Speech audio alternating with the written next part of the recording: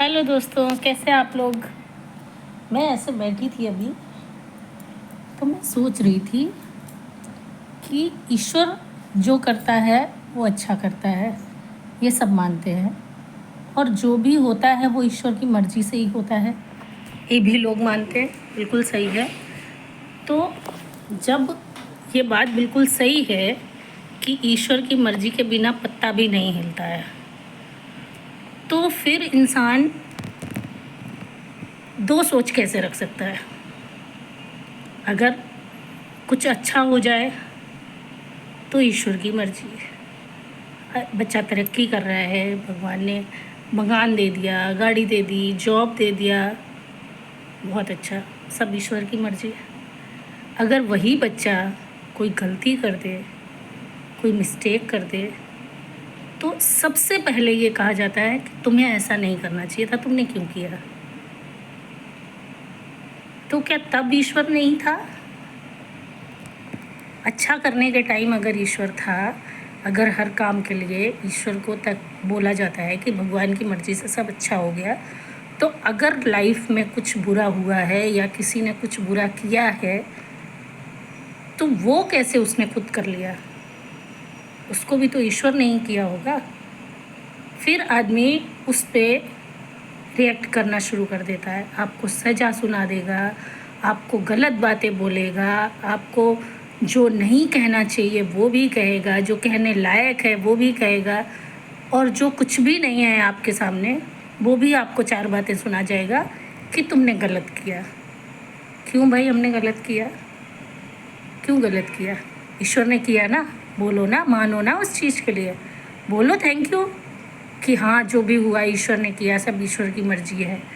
क्योंकि उसकी मर्ज़ी के बिना पत्ता नहीं हिल सकता, आदमी सांस नहीं ले सकता। आप एक उंगली भी अगर चाहें तो ऐसे नहीं मोड़ सकते हैं, अगर ईश्वर की मर्ज़ी ना हो तो फिर बड़े बड़े सी गलतियाँ जो अगर इंसान कर जाता है, उसके लिए इंसान क्यों दोषी ठहरा दिया जाता है? वो भी तो ईश्वर ने ही किया है, वो उसमें भी तो इसकी मर्ज़ी शामिल थी। उसको क्यों नहीं माना जाता? उसको क्यों नहीं माफ़ किया जाता है? मुझे ये नहीं समझ में आता है कि अगर हर कुछ ईश्वर की मर्ज़ी से हो रहा है, तो वो गलत काम भी ईश्वर की ही मर्ज़ी से हुआ है। वो भी आपकी किस्मत में लिखा हुआ था। अगर अच्छा लिखा था तो आपको बुरा भी लिखा था, और इससे कभी मतलब आपको ये तकलीफ़ तो आती है, ठीक है, तकलीफ़ें आती हैं। तो जिस खुशी के साथ आप सुख भोगते हैं, उसी के खुशी के साथ, उसी उसी विश्वास के साथ आपको दुख भी भोगना चाहिए, क्योंकि वो भी ईश्वर का दिया हुआ है और वो भी आपके नसीब में लिखा हुआ था, इसलिए आपको मिला। उसमें कोई कुछ नहीं करता है, ना आपकी गलती है, ना सामने वाले की गलती है, किसी की गलती नहीं, उसमें भी ईश्वर की ही गलती है। तो इस दो तरह की सोचों को, हालांकि ऐसा हम बोल रहे हैं, हो सकता है हम भी ना मानते हों, कभी मेरे साथ भी ऐसा हो तो हो सकता है हम इस चीज़ को ना माने, हम भी यही कहें तुमको नहीं करना चाहिए था, तुमने क्यों किया। पर नहीं, ऐसा नहीं है, और ख़ास कर मेरे बच्चों के साथ तो बिल्कुल नहीं है। ठीक है, जो अच्छा हुआ बुरा हुआ सब ठीक है, ईश्वर की मर्ज़ी है। आज बुरा हुआ है, कल अच्छा भी होगा, इंतज़ार तो करो। लेकिन नहीं, हम इंतज़ार कर लेंगे, हमारे बच्चे संघर्ष कर लेंगे, हम लोग सब झेल जाएंगे।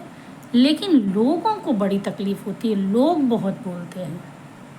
तो हम यही कहेंगे कि किसी को न बोलिए, किसी को ज्ञान मत दीजिए, आप अपना देखिए और औरों को अपना देखने दीजिए। आप अपने से मतलब रखिए। लेकिन लोगों को बड़ा मज़ा आता है आपकी तकलीफ़ में झांक झांक के देखने का, दुख सुनने का, और उसी जगह जब आप सुख सुनाने लगते हैं तो उन्हीं लोगों को बहुत तकलीफ़ होती है। तो ऐसे लोगों से भगवान बचाए।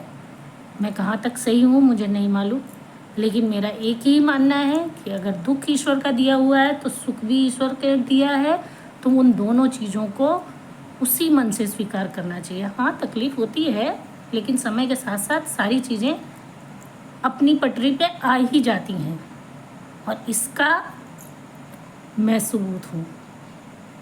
बाकी नहीं बताऊँगी, लेकिन मैं इस चीज़ का जीता जागता सबूत हूँ। जिन्होंने मुझे देखा है, जो मेरे साथ वाले हैं, वो ये जानते होंगे कि क्या थे और क्या हम हो गए। तो ईश्वर ने मुझे ताकत दी थी वो सब कुछ बर्दाश्त करने की, तो सह गए हम। सब ठीक, अब कोई दिक्कत नहीं है, सब बढ़िया है। तो आप लोगों की दुआ रही तो सब अच्छा ही होगा, और नहीं तो फिर ईश्वर फिर ताकत देगा, क्योंकि सब दिन तो एक जैसे नहीं रहते हैं, ये मुझे भी पता है और सबको पता है। इसलिए thank God. Bye bye, good night.